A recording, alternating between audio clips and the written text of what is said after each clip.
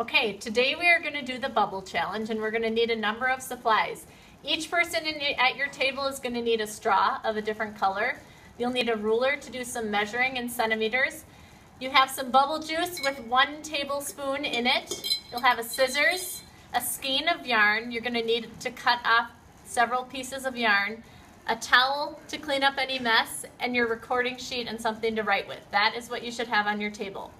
What you are going to do the bubble challenge is you are going to take 1 tablespoon of bubble juice and you're going to carefully dump it on a little spot on your table. The next thing that you're going to do is you're going to place the straw in the middle of that bubble juice flat against the table, and then you're going to blow a bubble. Try to make the bubble bigger than the little spot of juice you have, because what we want is we want an outline of a circle. So let's try it.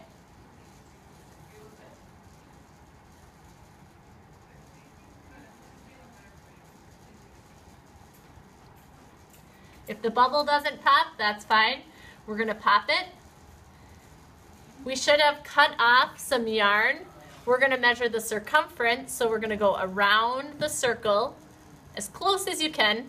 Your yarn might get a little wet, and that's okay. So that's pretty close to mine, so I'm going to mark it, and then I'm going to take my ruler and I'm going to measure that in centimeters. So there's 30 plus 30 more, so I'm at 60 plus about 17.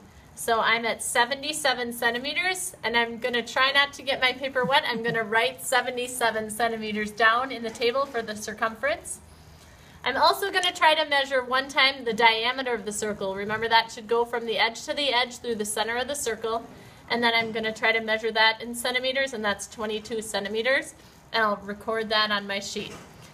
Every person at your table should make 1 bubble, and you should record everybody's results on the paper that's in your notebook.